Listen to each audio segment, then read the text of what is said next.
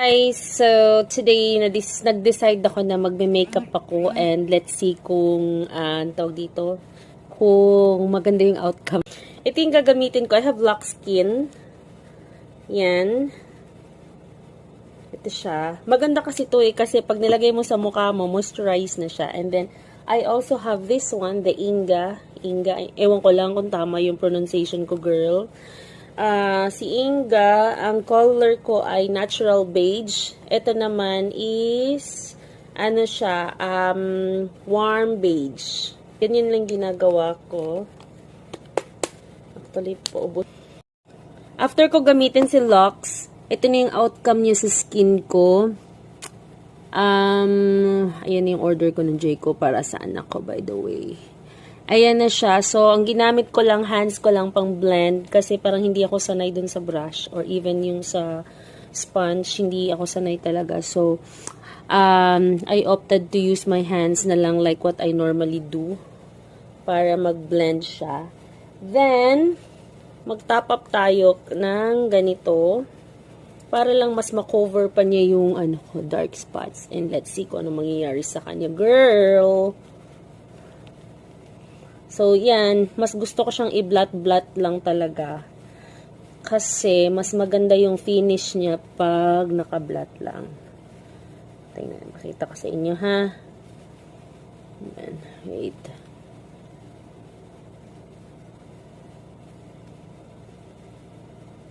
And, sa totoo lang, maganda din talaga pag, pag basa to with your moisturizer.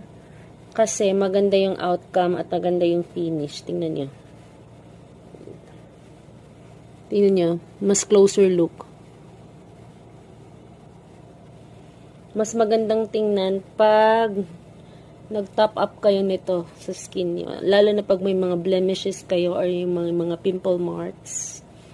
Yan. Nagki-clear siyang tingnan. Parang makinis ang balat, tingnan, girl. Yan. So, tingnan natin yung magiging outcome niya. Kung maganda siya sa balat. Kasi gusto ko yung hydrating tingnan eh. Yun ang pinakagusto kong tingnan sa sa makeup. Yung sa mukha mo, after mo mag-makeup. Hydrating siyang tingnan. Simple lang, light. Yan. Para naman hindi ako mukhang mukhang ewan. Char. Sino nga? Kasi ngayong araw na to, hindi ako pumasok sa trabaho. Parang, alam mo yung gusto ko lang gawin yung mga bagay-bagay na ginagawa ko before. Na parang gusto ko lang mag-makeup, tapos, videohan yung sarili ko, titingnan kung okay ba siya, kung paano yung outcome niya. Tingnan yung pimple mark. So, alam nyo, mas malalim pa yan before. Sobra. Pero, kasi I'm using retinol, and then, umiinom din ako ng Lux na, yung capsule beauty tox. So, yan.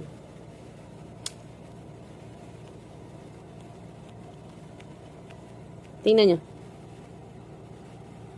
Lux and then Inga. Yan. So, after that, ang gagawin ko ay wait lang ako ng mga few minutes para mag-set yung makeup, yung foundation ng Inga at ng Lux Skin. Tingnan yung outcome niya. Walang filter yan, lang siya. Talagang totoong skin ko siya after ako nag-apply ng dalawang foundation.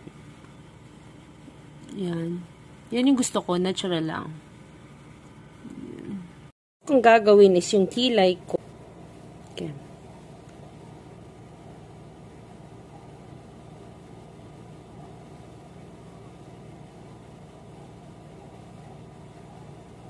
So, yan lang. Line lang.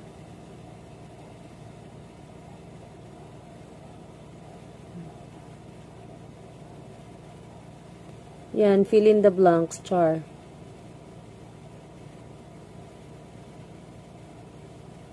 Yan.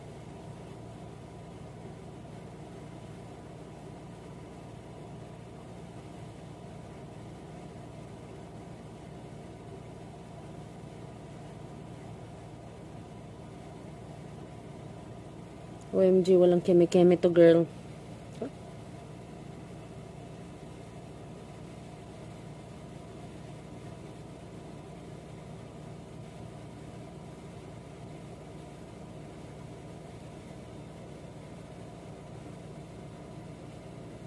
Yan lang ako.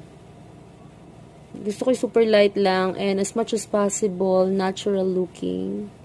Ganyan.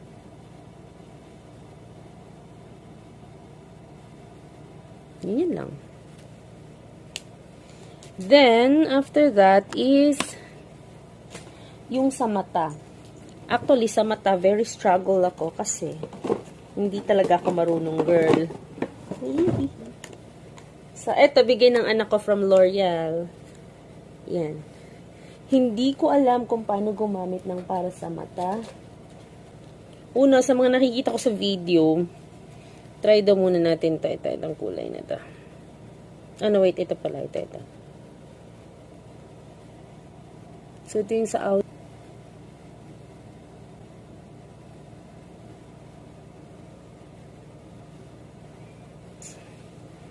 Lighter one.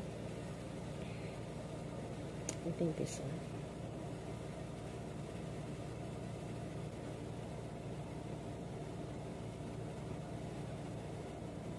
Let's try the wing.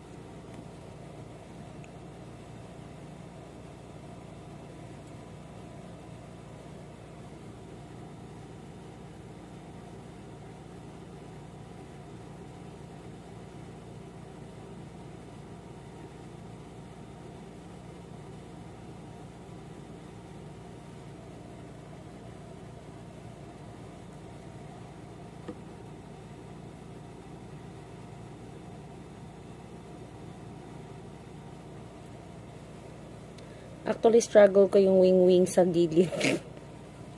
Hindi ko lang paano siya gawin. My God. But let's see. Yan. Yan lang siya. Ganyan-ganyan bagay. Mayroon siyang gawin. Ganyan. So, tingnan natin. Ganyan lang siya. Pangit.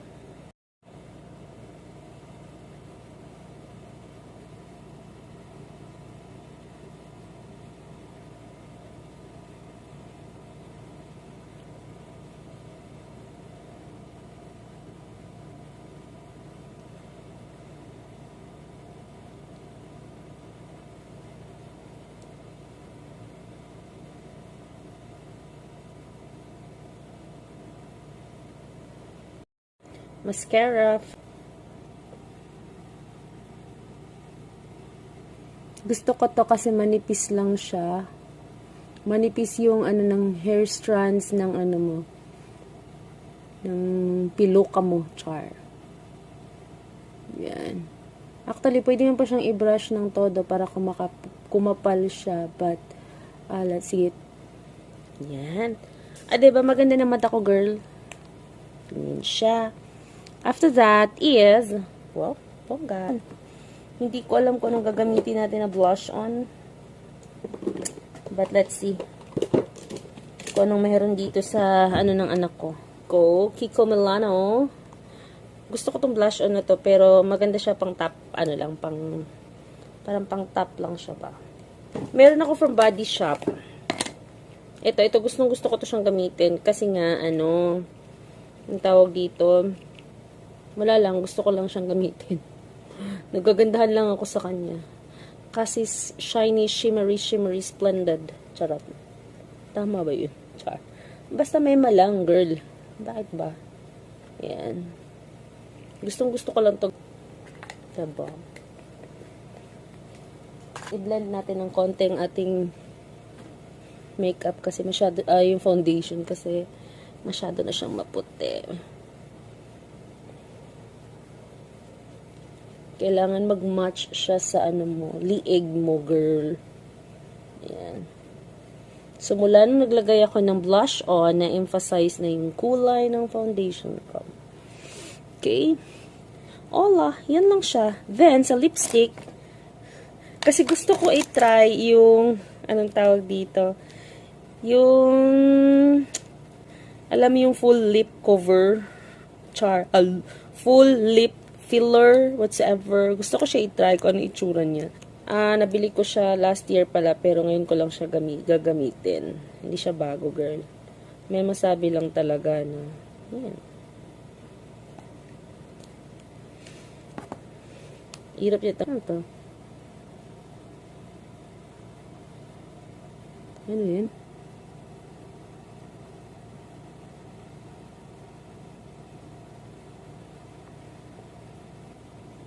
Although makapal na rin naman ang lips ko, gusto ko lang siya i-try.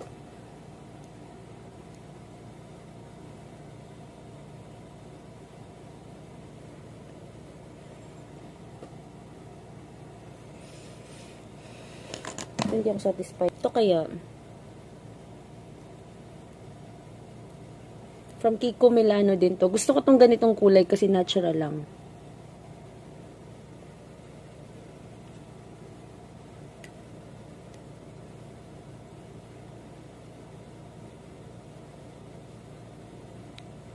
Ay, bongga.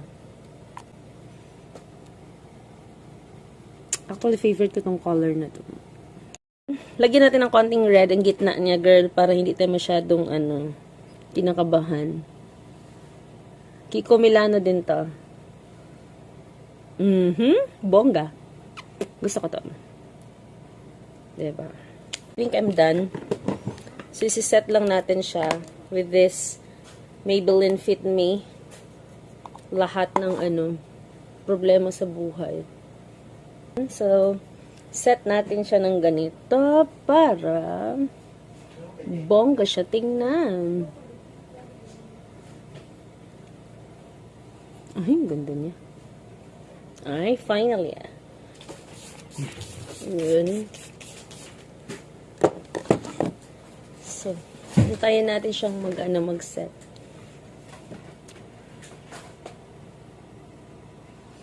So, tingnan niyo siya. Walang filter yan, ha. Tingnan niyo yung skin ko after. Then,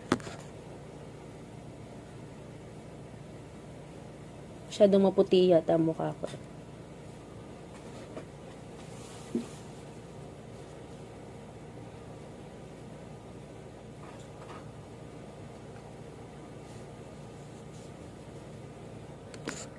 So, yan, my final look. My final look.